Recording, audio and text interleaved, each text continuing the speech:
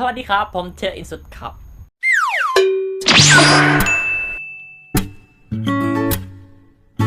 Kasihku hilang diambil orang, apakah dirinya nggak laku sayang? Memang susah tuh diobati kalau kegatelan. Siapa sini yang pernah diselingkuhin? Jangan bersedih, ingat karma akan selalu ada. Jadi kita mah yang jadi korban yang terzolimi, keep calm and tunggu dia kena karma, oke?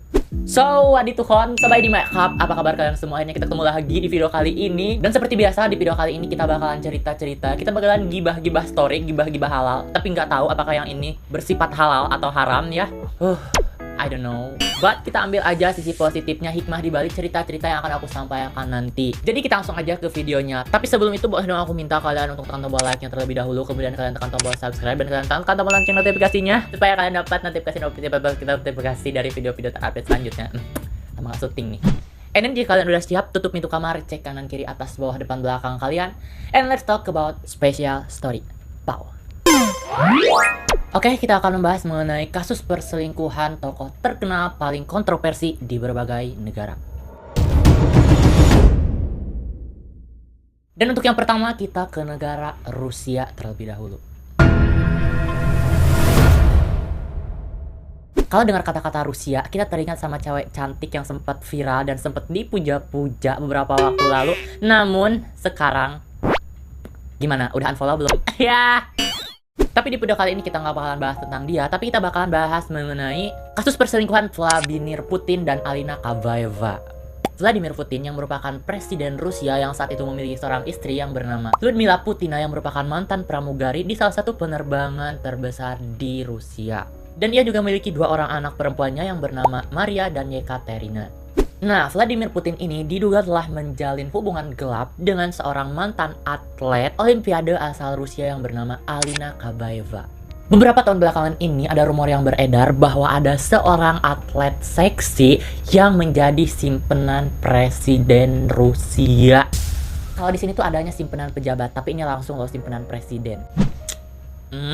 Bahkan lebih parahnya lagi, diduga mereka telah menjalin hubungan selama bertahun-tahun ketika Vladimir Putin ini masih berstatus suami dari Lyudmila. Dan mereka sudah dikaruniai anak kembar yang lahir di salah satu klinik di daerah Moskow. Yang namanya juga netizen kepo, ternyata bukan hanya netizen Indonesia aja yang penuh dengan kekepoan, netizen Rusia pun begitu adanya. Dan media pun menduga-duga katanya emang iya bahwa Alina Kabaeva ini telah melahirkan anak kembar yang tengah lahir di klinik di Moskow. Dan mereka lahirnya tuh secara sembunyi-sembunyi. Jadi ketika Alina lahiran ini, klinik tersebut tutup total selama hari itu. Dan hanya orang-orang terpilih aja yang bisa masuk untuk membantu persalinannya Alina. Loh, terus kalau ada pasien yang mau lahiran gimana? Nah, kalau ada pasien yang mau lahiran, terpaksa lahirannya di tempat lain. Gila nggak tuh ya? Ibaratnya tuh itu ibu-ibu lahiran udah diunjuk tanduk nih, udah keluar palanya tuh anak, disuruh muter lagi nyari klinik lain. Dan tak lama setelah itu, media Rusia pun langsung meluncurkan berita dengan headline Alina Kabaeva melahirkan bayi laki-laki dan menghilang. Walaupun sudah ada rumor yang beredar mengenai Alina dan Presiden Vladimir ini, namun dari pihak mantan istrinya yang bernama Lyudmila tadi, itu menolak bahwa perceraian mereka tuh dikarenakan ada orang ketiga. Yakin gak ada orang ketiga? Nah, untuk kasus dari Rusia ini, gimana menurut kalian? Komen di bawah. And next to the second story. Untuk cerita yang kedua ini datang dari negara Amerika Serikat, yaitu kasus antara Sunji Previn dan Woody Allen. Bagi kalian penggemar film Hollywood, pasti kalian gak asing lagi dengan nama Woody Allen. Yap, Woody Allen merupakan sutradara terkenal yang sukses menggarap banyak film-film Hollywood. Ia memiliki seorang istri yang bernama Mia Farrow yang membintangi film Rosemary's Baby. Dari catatan Wikipedia, untuk saat ini Mia Farrow memiliki 14 orang anak. Kayak paket pemain bola tuh, sama cadangan-cadangannya pula. Tapi jangan salah, karena Mia Farrow ini nggak semuanya melahirkan anak itu dalam perutnya sendiri sebanyak 14, tapi 10 diantaranya merupakan anak hasil adopsi. Nah, ketika masih berstatus menjadi istri dari Woody Allen, diduga Mia Farrow ini tuh masih memiliki 7 orang anak, 4 diantaranya merupakan anak hasil adopsi, seperti itu. Nah, terus apa kisah perselingkuhan dari Woody Allen ini? Kalau dijadikan film Indosiar nih, ini tuh judulnya bakalan kayak gini. Anak angkatku menikahi suamiku. Oh my god. Ternyata emang ada loh yang kayak gitu, jangan salah ya. Yap, betul sekali, salah satu dari anak angkatnya Mia Farrow ini, yaitu Sun Ji Previn, menjalin hubungan gelap dengan Woody Allen selama bertahun-tahun dan sering melakukan wik-wik. Hati seorang istri mana dan hati seorang ibu mana coba yang gak kecewa, yang gak kaget, yang gak terpukul dengan tindakan dari suami dan anak angkatnya sendiri yang telah menjalin hubungan gelap selama bertahun-tahun. Aduh. Dan yang paling menarik dari cerita ini nih, asal kalian tahu, ternyata ada loh catatan yudisialnya dari Wikipedia mengenai hubungan antara mereka sedetail itu. Sedetail apa? Nih dengerin ya, aku bacain. Jadi dari hasil investigasi yudisialnya menyatakan bahwa mereka memulai hubungan seks pada bulan Desember 1991. Wow, hingga ada detail banget loh mereka memulai week-weeknya tuh pada tanggal berapa. Wow, amazing. Dan diduga pada saat itu Sun Ji Previn ini tuh masih menjadi atau berstatus mahasiswa dan Woody Allen tengah berumur 56 tahun.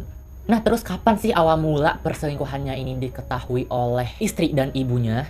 Nah, jadi awal mulanya itu Mia Farrow melihat foto dari Sun Ji Previn yang tengah bertelanjang di ruangan Woody Allen.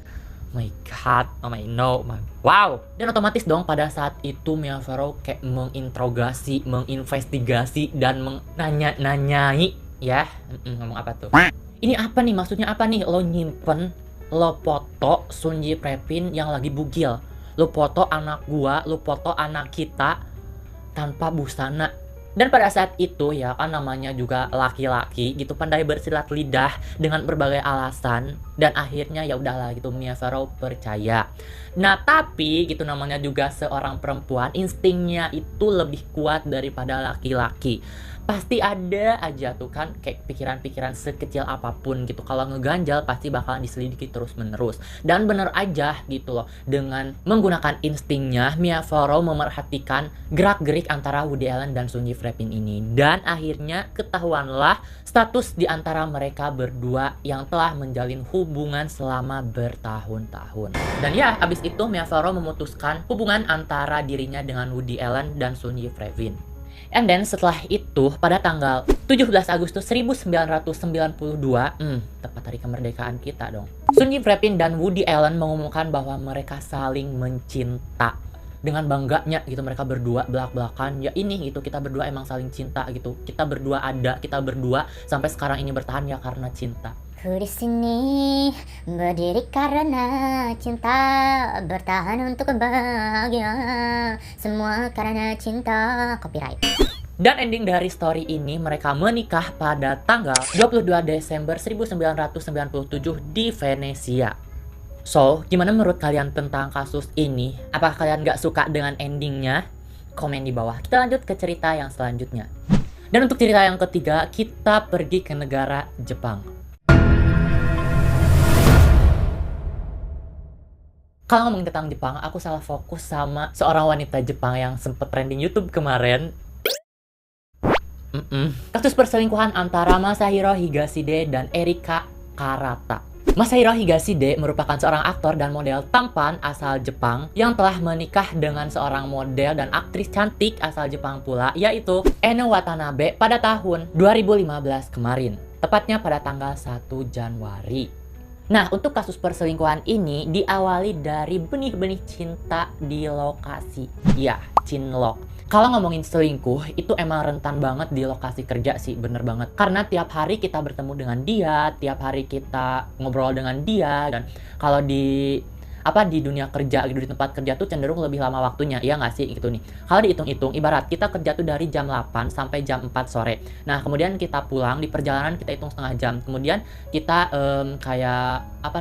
melakukan quality time itu paling cuman 2 atau 3 jam, atau mungkin bahkan ada yang 1 sampai 2 jam aja, dan abis itu tidur. So kalau dihitung-hitung, itu jam waktu untuk bertemu dengan orang lain, ngobrol dengan orang lain, dan quality time dengan orang lain itu lebih banyak waktunya dibanding dengan keluarga sendiri. Bener kan? Jadi hati-hati buat kalian yang punya pasangan yang bekerja di tempat cewek-cewek seksi atau cowok-cowok tampan. Nah, untuk kisah perselingkuhan antara Masahiro dan Erika ini tuh berawal dari filmnya yang bernama Cinta Asako 1. Dan setelah itu akhirnya ketahuanlah perselingkuhan mereka, dan kemudian digaraplah tuh Cinta Asako 2, dan kemudian mereka pun melakukan perselingkuhan untuk yang kedua kalinya. Gitu loh simpelnya. Nah, untuk detailnya kita bakal lanjut setelah aku minum dulu. Agak capek ya. Oke, lanjut. Masahiro menjalin hubungan gelap dengan rekan kerjanya yaitu Erika Karata, dan menjalin hubungan ketika Ene, istri Masahiro ini sedang mengandung anak ketiga. Jadi nih laki-laki selingkuh dengan rekan kerjanya di saat bininya lagi bunting. Kabar perselingkuhan mereka ini pertama kali diungkap oleh salah satu media Jepang yaitu Bunsun. Dan menurut Bunsun, mereka tengah menjalin hubungannya selama 3 tahun. Nah, seperti yang aku ceritain di awal tadi, gitu, ketika perselingkuhan pertama itu, Ene Watanabe memaafkan Masahiro. Nah, kemudian pada film yang keduanya itu mereka menjalin hubungan lagi, dan Masahiro pun lagi-lagi meminta maaf atas perbuatannya. Dan berjanji nggak akan mengulangi untuk kesekian kalinya. Kalau untuk Erika, dia pun mengungkapkan pernyataan lewat manajemennya, lewat agensinya, yaitu BH Entertainment, yang berbunyi, nih ya, aku bacain. Saya mengakui kesalahan, kebodohan, dan kekanak-kanakan saya, dan siap menerima konsekuensinya. Dan tidak hanya itu, BH Entertainment pun mengemukakan pernyataan maafnya atas apa yang dilakukan oleh talentnya sendiri. Kami meminta maaf karena telah membuat khawatir banyak orang tentang Erika Karata. Erika menyesali perbuatannya dan sedang merenungkan kesalahannya tersebut. Kami minta maaf kepada keluarga, fans, dan semua pihak yang tersakiti karena tindakannya, menurut BH Entertainment. Nah, terkhusus untuk kasus yang ini, endingnya seperti ini, dan akhirnya pun ternyata Masahiro dan Ene Watanabe pun tidak memutuskan untuk bercerai dan berusaha untuk memperbaiki permasalahan yang udah terjadi. Seperti itu, Kap. Nah, kalau begitu kita lanjut ke negara selanjutnya. Annyeonghaseyo, 저는 임숙입니다. Iya. Selanjutnya kita beralih ke negara Korea.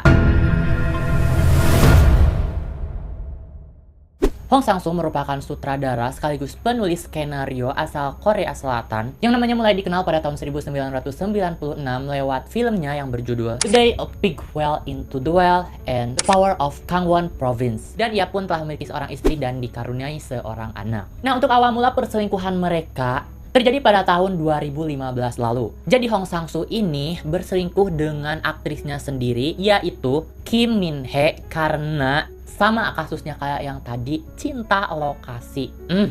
Cinta lokasi-lokasi lagi. Ini kan bedanya, kalau tadi tuh cinlok antara pemain sama pemain, kalau ini tuh pemain sama sutradara. Tuh kan apa gue bilang tadi, cinlok itu emang rentan dengan perselingkuhan. Jadi sekali lagi hati-hati, Kap.